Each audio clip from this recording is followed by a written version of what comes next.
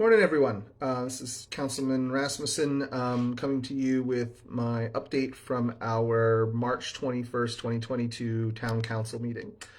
Um, it was we were there pretty late, so didn't get to this last night. That seems to have been a trend recently. I'm doing these videos in the morning after. Mostly the agenda from last night was a lot of administrative things, but there were a couple of updates and discussion items and things like that that are worth sharing for you all. So first and foremost, if you were able to come out to the town's Master Parks Plan meeting that was on March 12th. It was a great turnout of people. A lot of folks came out. It was a good conversation. We went through each one of the parks in town and talked about the things that are there already, the things that we might like to see. And I think it was a great way to sort of connect people with some of the things we already have, as well as talk about what the different needs of the community are. So that meeting went very well. There's still a survey that you can complete on the town website if you hadn't had a chance to come to those meetings, and there'll be other points within that process to give input. So if you haven't had a chance to yet, make sure you go to the town website. That button is right on the homepage. Click on that, read up on it, take the survey. Very important to get as much input as we possibly can from our community, because this plan will ultimately guide probably the next 10 years of investment and probably more like the next 20 or 30 years of the usefulness of our parks. So get on that. We got a little update from Councilwoman Gott on that process as it continues forward. On the side of the things that we were doing last night, some of the administrative stuff that we did is we had to first off set the official list of candidates running for election on April 26th. I am one of those candidates running for my at-large seat. There are also two other community members running for the at-large seat. That's really going to be the only election up for, at least for council, this spring. The other opening was Councilwoman Gott's seat, and she's running unopposed, so there really won't be an election for that. So April 26th will be the election, and the official slate of candidates was approved last night. We also set a date for a Meet the Candidates night. So this is an opportunity for members of the community to come out who might not know. Some of us get to ask questions. That has been set for April 5th in council chambers, so at Town Hall from 6 to 8 p.m. Each one of us will be there as a chance to kind of come in and chat, answer questions, learn a little bit about us. It's pretty informal, not presentations or debates or anything like that goes on. It's just sort of a chance for folks to come in and get to say hello and ultimately, ideally, learn a little bit about the people who are looking to represent you. So we set the date for that, April 5th, 6 to 8 p.m., council chambers at Town Hall. Another piece that was on the list was an Arbor Day proclamation. So most folks know Arbor Day. It's the last Friday in April. This year we're going to, every year that the town does a tree ceremony where we plant and dedicate a tree, or multiple trees sometimes, to folks in our community. So this year, it's actually going to be done in honor of Bill Evans. Bill was the director of our public works for quite a long time. Actually, it's funny, I just got a text message from him right now. And he was a great member of our community, gave an amazing amount to this town, recently retired, and so there's going to be a tree planted in his honor, and there'll be more information that comes out about that in the next couple of weeks, as we said, a location and exact dates and times and all of that. But that'll be our Arbor Day proclamation was done this year. There was a couple of updates from town staff that I think for folks to be aware of. So one is the town is working on rolling out a new website with substantial updates to what we currently have. Our current website is pretty static, and most folks would agree it's a little bit tough to navigate. So the new website, the bones of it have been built. They're now working through all of the testing to make sure everything seems to be in the right place and that things fit together nicely. It'll be late April by the time the new website rolls out, but it'll have a lot more functionality, hopefully, for folks to be able to do things. It's going to have one of these little chat bot things where you can put in information and help direct you to resources that you might be looking for. Also important for us is it's going to give us a lot more analytics and feedback on what people actually use our website for, so that we can then continue to refine it and make it as useful as possible for members of the community. Anybody who works in websites knows it's a constant piece. There's always a better way to do it. There's always a new investment that can be made. So I think this is a big piece in hopefully creating something that is more user-friendly for members of our community. On the chief of police gave an update, and I think this is certainly important for everybody. We hear a lot about highway speeding and traffic enforcement. This year so far has been a horrible year in the state of Delaware for traffic fatalities. At this point, compared to previous years, we're up 50% for traffic fatalities in Delaware. And we've already had 2 in the last 6 months here in Smyrna. So there is going to be a renewed and significant push on traffic enforcement on the highway. You're going to see more of our officers out there, conducting stops, setting up speed traps, that kind of stuff, to try and stem what is right now a big issue here in the state. And this isn't going to just be Smyrna. You're going to see this across the state because right now we're like I said, 50% increase over where we were in years past on traffic fatalities. That's obviously something nobody wants. And the role of law enforcement is to hopefully try and create barriers to folks to speeding that lead to safer driving in our communities. So see more of that. That doesn't mean be on the lookout for speed traps. It means, drive as safely as you should be driving in the first place, and you won't have any trouble. But know that for those folks who aren't driving safely, there'll be hopefully increased enforcement and penalties for that sort of thing. So probably the biggest item that we discussed last night was a request to host an event for Juneteenth.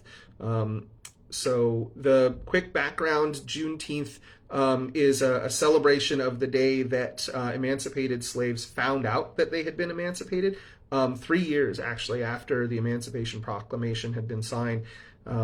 It's become a more significant event and a very important event for the African American community here in Delaware and Smyrna and across the nation. President Biden has made Juneteenth a national holiday. The state of Delaware has declared Juneteenth a holiday. I believe it's their official date for this year is on the Friday right before June 19th. The town of Smyrna has created an opportunity for a day to give back. So opportunities for training and volunteering for our staff as part of Juneteenth. But a community group came forward and asked about doing a Juneteenth celebration. And so there was a lot of discussion about this because June 19th happens to be the day after Smyrna at Night is planned for here in downtown. And we have a very significant staff commitment to make Smyrna at Night happen. From our public works staff, the administrative staff, the police, all of them are hugely involved in making sure that Smyrna at Night happens. So having another event the next day is pretty tricky because we basically asking our staff in many cases to have to work the entire weekend. But the hope is that we can find a way to make this event happen that has as little impact on our staff as possible. There won't be none.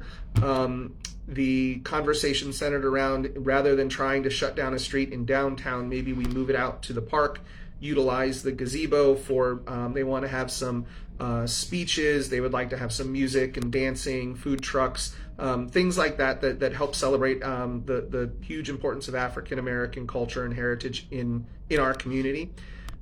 So they're going to come back with a bit more of a proposal so we can talk that through more details and ideally figure out a way to make this happen without having to basically ask a lot of our police and a lot of our staff to work the entire weekend in June. So more on that as it comes up, but it was an impassioned conversation. No doubt this is something that folks feel very strongly about, both providing an opportunity for the diverse members of our community to celebrate and be celebrated, as well as to protect the the importance of our staff and their time with their families. It's Father's Day. Asking more people to be away on Father's Day, not an easy thing to do. So we'll hear more about that as it comes up. One of the, I think, the major action that the town took last night that will have an impact on community members is we approved a bid for a municipal parking lot. The area that is now behind the old school administration building, where the town also has its planning and zoning building.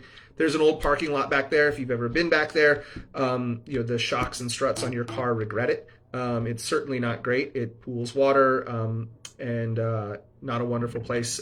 It also extends around to connect back to South Street as parking that is utilized and controlled by the Smyrna Health and Wellness building. The idea has been to create a much larger parking lot that would provide better parking for the health and wellness building and a lot more parking downtown for citizens and businesses to have access to. It's taken a long time to get this through because there are a lot of stormwater management issues. Almost 6 months of additional time have been added to this because of the Kent County Conservation District concern about how outflow of stormwater will be managed. But all of that has been finalized. The bid process went out. The town got a good handful of bids, and ultimately we made the choice last night to award a bid to Adel Construction. They've done a couple of other projects here in town, and the town staff felt that they've done a pretty good job on them. The total bid on this is for $570,000. Almost all of which is going to be paid for out of funds not tied to the general fund, which is great, right? That means it's not our immediate tax dollars here in the city paying for it. Representative Carson and Senator Ennis have both been great in helping getting some community reinvestment funds and community transportation funds to offset a lot of this. And then the additional that's about $300,000. Additional $270,000 is an allowable use for some of our ARPA funds, actually lower than what we had budgeted for it. So the hope is that this project is, without many rain delays, done before Smyrna at Night, which would be June 18th. So we're pushing hard to get as much of this done so that we have that downtown parking. You should see some work happening on that, which probably will mean some of those parkings. If you do park back there, you'll likely see some redirect and some detours and things while the work is going on. But in the end, it's a great investment to add something that's asked about all the time: better places to park in downtown. That's the main stuff from the meeting last night. Obviously, if you have any questions or anything, please always reach out. And I'm happy to try and get you whatever information you need. As I mentioned, of course, I'm also going to be running for re-election for our at-large seat. I've actually, 2 people have asked me already, what does at-large mean? So if you don't have an idea on this, the council has 6 council members and a mayor. 7 people make up the entirety of the town council. 3 of the council seats are district seats. And if you watch some of the videos from the last couple of months, we talked about the redistricting process for those council districts, which was just completed. There are, in addition to those 3 council districts, we also have 3 at-large members, which means we represent the entirety of the town. Anyone in town can vote for an at-large member district, not just the people who live in those 3 districts. So, but the 6 members plus the mayor make up the total council, and my at-large seat, which is a 3-year term, is up. So I've had the opportunity to serve for 3 years already. I'd like to do it again. Certainly appreciate your support, and if you have questions along the way, let me know. And as we get closer to final details for the times and everything on April 26th, that the voting will be open, I will absolutely be telling you all about it. So. Thank you very much. Hope everybody has a wonderful day. It's a nice day, last one before we get a little bit of rain. So take care and be in touch.